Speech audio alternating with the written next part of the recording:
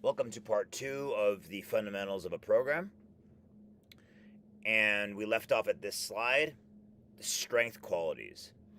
So a program will emphasize one, maybe two of one of these strength qualities.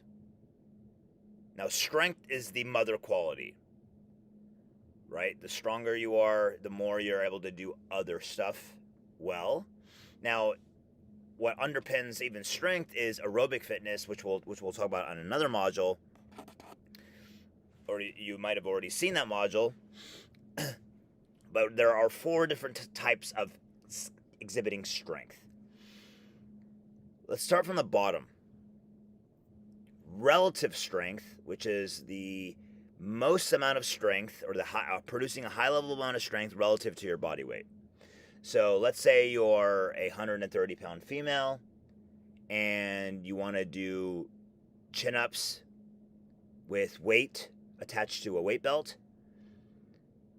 So if that person does a 50-pound dumbbell or kettlebell attached to a weight belt and they do chin-ups, and they're not increasing their body weight because they're still 130 pounds, they're doing 130 plus 50, so it's really a 180-pound chin-up.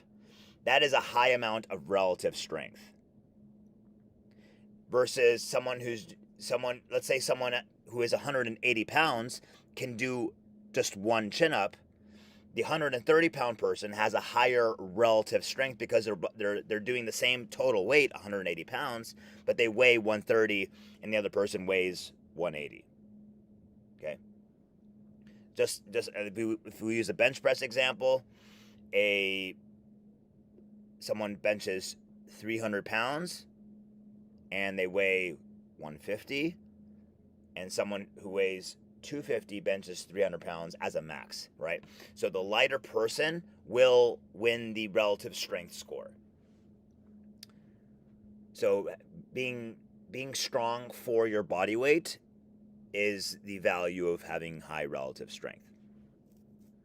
Functional strength is, relative strength is 1 to 5 repetitions, generally speaking. 6 to 8 repetitions represents what's called functional strength. So it's a compromise between relative strength and hypertrophy. Now, this means that you can gain strength and gain a little muscle mass. You're not maximizing really either one, but you're doing a good job of increasing both. Now, before we get to the actual hypertrophy strength quality, it's important to stop here and talk about why someone who doesn't have a muscle gain goal, why would they want hypertrophy at all?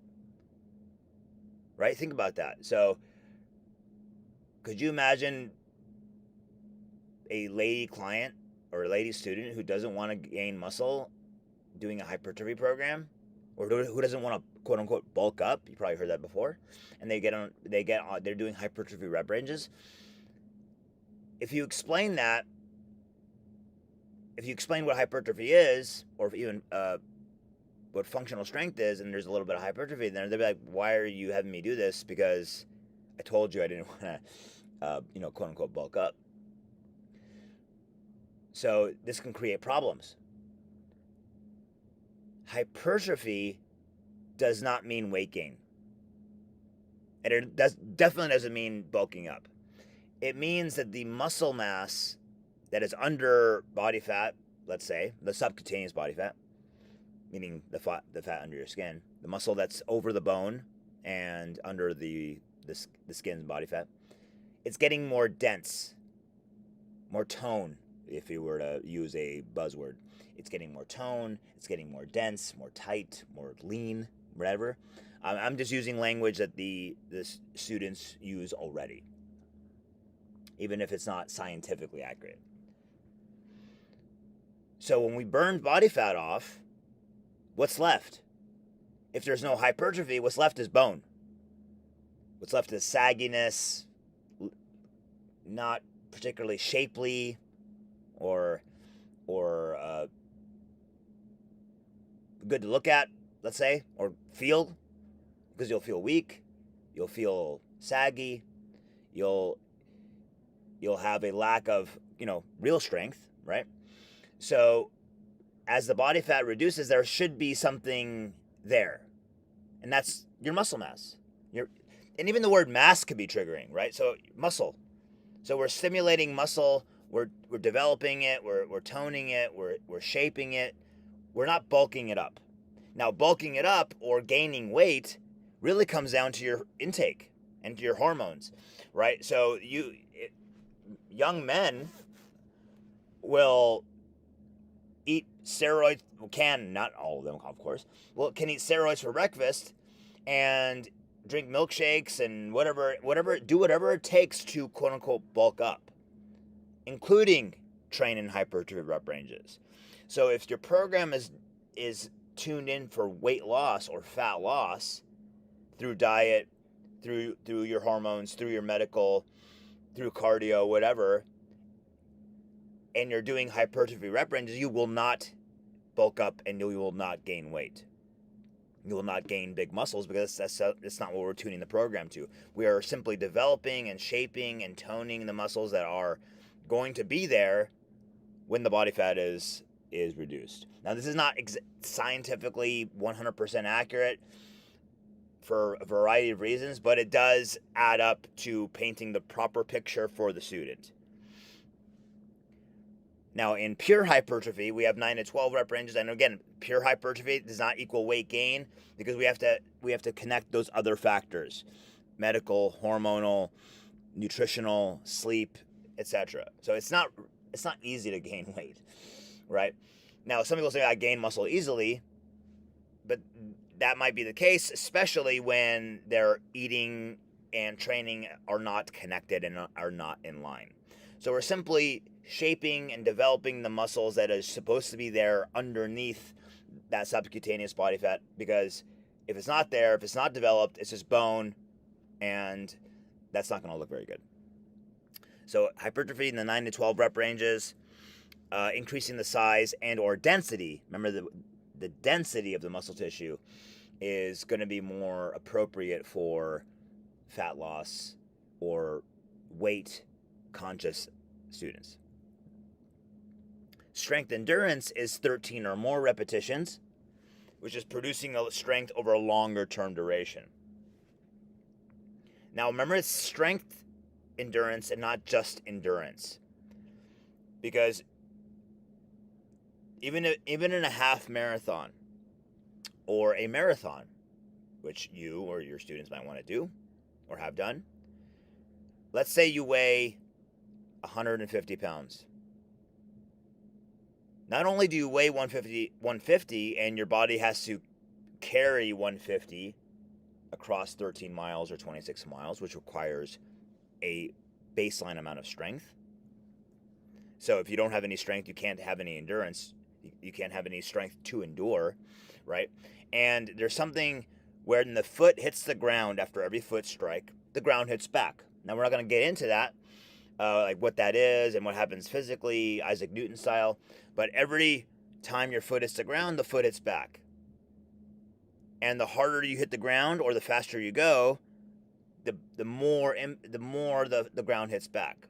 And it can range from 1.5 times your body weight to up to 5 or 10 or even 20 times your body weight, depending how much impact you put in. So let's just say the ground hits back forces through your body at twice your body weight. So if you have a 150-pound runner with 300 pounds of force going back up through their bones, through their joints, through their muscles, you have to be pretty strong. You don't have to have a 300-pound squat. That's not what I mean. But you have to be at least somewhat strong to be able to withstand those forces and not collapse and not have a stress fracture, and on after 13 or 26 miles.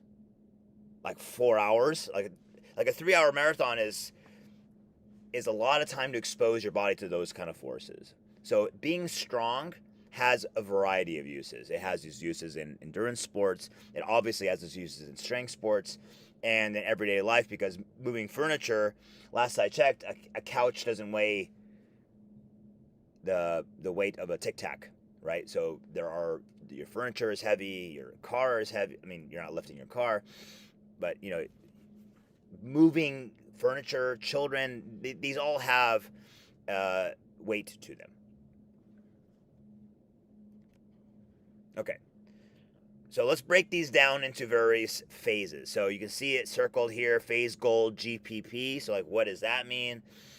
So we have the client goal, which is the overall goal here, the overall goal, these specific goals, and then each phase should link up into a longer term plan. So remember, we have a phase goal, which is the mesocycle, that add up to become a macrocycle. So let's just start with GPP here. GPP is called general physical preparedness. These are usually intro phases, like that first mesocycle. Phases dedicated to the foundational development of conditioning, of strength, of endurance, of stabilizers like your rotator cuff, your core, your hips, and movement patterning, like this is how you squat, this is how you hinge. That lays the foundation, which is called foundational, which lays the foundation for more intense, more demanding stuff in future mesocycles. GPP. And phases that don't like macrocycles, long-term plans that don't have a good solid GPP, a general physical preparedness phase. You're thinking about a pyramid that's very narrow, right? So it's shaky, it's unstable, it's not particularly sound. You can't go as high because you don't have a good width. So the better the width, the higher you can build that pyramid. Another phase is called an accumulation phase, usually itemized by ACC. So instead of GPP here, you would see ACC. Phases where the primary driver is total volume, meaning reps times sets. A bodybuilding workout, quote unquote, is similar to a accumulation phase. 4 sets of 10, 5 sets of 12. Those are exaggerations, but those are accumulation phases, or just more exercises per unit of training. Those are examples of accumulation. So not necessarily a total volume for that for specific workout, but total volume added up throughout the entire workout. An intensification phase, usually itemized by INT, are phases where the primary driver is intensity, as defined by percentage of max exertion. These can be heavy weights, like heavy chin-ups. It could be speed, like jumps. It could be a combination of both. It could be like medicine ball throws, like really powerful medicine ball throws. Those are higher speed, higher velocity. Those are higher in intensity, a percentage of max exertion. Now, for someone who is a general population and they're going to do an intensification phase, their intensity ceiling is going to be lower than an athlete. So it's the percentage is relative. 100% is 100%. So my 100% won't be as high as Usain Bolt's or an elite football player's 100%. But it'll still be relatively high to my maximum exertion. Much like the accumulation phase, someone's tolerance for volume might be higher or lower than someone else's tolerance for volume. Remember, comparison is the thief of joy. Remember that. Tattoo that onto your brain. Comparison is the thief of joy. So your tolerance to volume, meaning your students' tolerance to volume and their maximum ceiling of intensity, is what we're going after, not someone else's. So just because someone else can bench a high amount doesn't mean that you will be playing in that sandbox, because it is relative to your percentage of max exertion. Because all these phases depend on your ability to recover from the training unit and to progress to the next training unit. The last one here we're going to go into is German body comp training. GBC, so you'd see GBC here instead of GPP. These are conditioning phases.